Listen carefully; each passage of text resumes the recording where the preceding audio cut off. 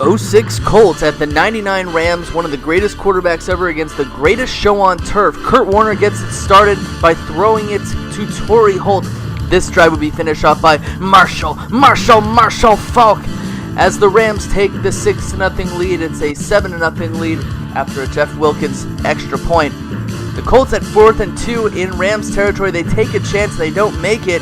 Kurt Warner, though, would give the ball back to them after a Bob Sanders interception. Adam Vinatieri would add a field goal to make it 7-3, his first.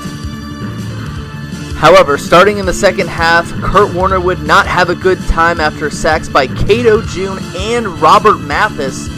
The Colts would get the ball direct snap to Adiran. He ran so far away.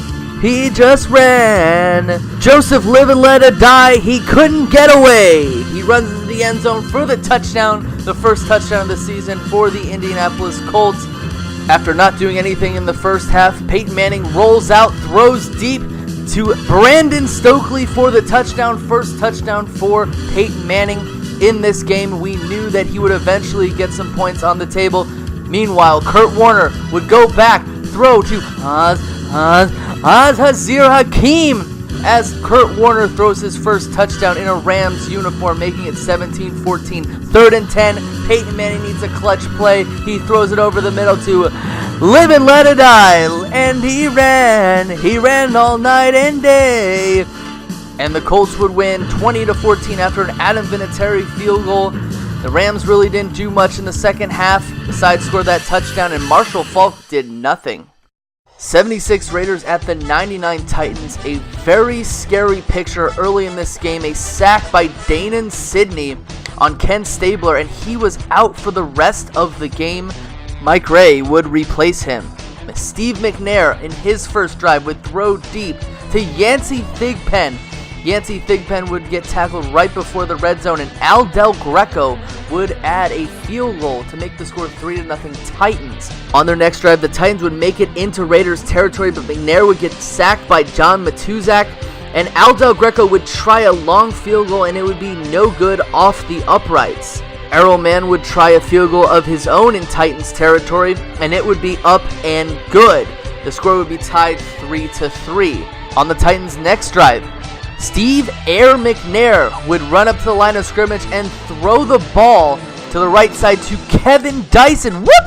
He would dodge a tackle. He would miss another tackle. This time, Kevin Dyson is not going to be a yard short of scoring a touchdown, as Kevin Dyson scores a Steve McNair pass and Al Del Greco makes it 10-3. However, Ray would throw deep to Cliff Olive Branch, and he would make it deep in Titans territory. This would lead to another post route play from Mike Ray to Cliff Olive Branch to make it 10-10 after an Earl Mann extra point. Al Del Greco later on would add a field goal for the Tennessee Titans to make it 13-10. Then Mike Ray, skinny post over the middle to Cliff Olive Branch, and he'd make it into the end zone to make it 17-13. Last-ditch effort. Since Jeff Fisher doesn't care about offense, he runs the ball, and the Titans lose 17-13. Despite Ken Stabler getting injured, the Raiders still win.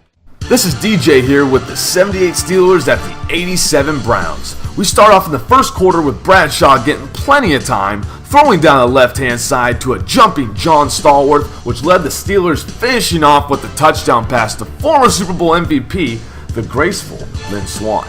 This would be the first touchdown pass of the season for Mr. Terry Bradshaw, and they would go up 7-0.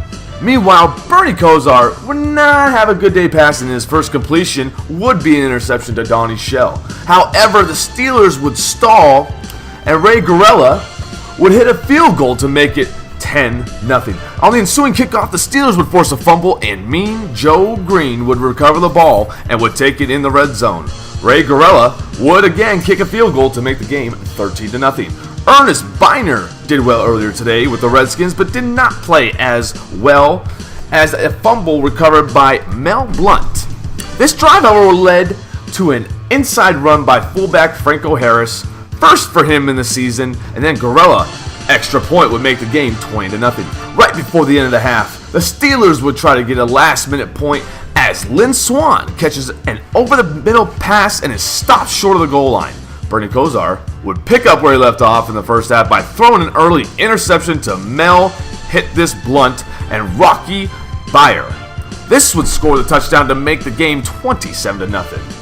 Later on, it would be 34-0, and finally, the Browns would get something going with a long Ernest Biner run, which would bring the Browns into Steelers territory and would set up a long field goal by Jeff Jager to make the game 34-3. But that is all the Browns would score, as the Steelers defense would easily handle the Browns with 2 interceptions, 2 fumbles in the game.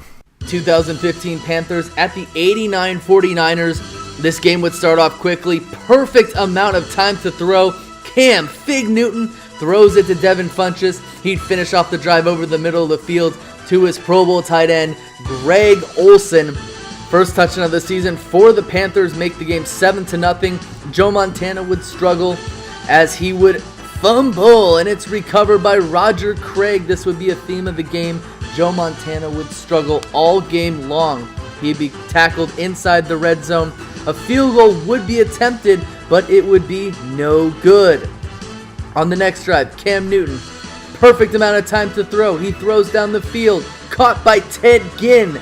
Ted Ginn would score the second touchdown of the game for Cam Newton, make the game 14-0. Joe Montana would get sacked. It's a fumble recovered by Peanut Tillman to make the game 21-0. Later on, 28-0. Joe Montana would get it started throwing a pass into the end zone, skinny post to John Taylor, make the game 28-7. Cam Newton, again, left side. Devin, it's not fun checkers, it's fun chess. Devin Funchess catches the touchdown. The score is 35-7. Joe Montana, he would fumble, recovered by Brett Jones after the sack. This would be a theme for Joe Montana all game, and they wouldn't catch him today. Brett Jones makes it into the end zone for a touchdown, making it 35-14. The Panthers would make it 42-14. What was Joe Montana doing all game? Offensive line could not protect him.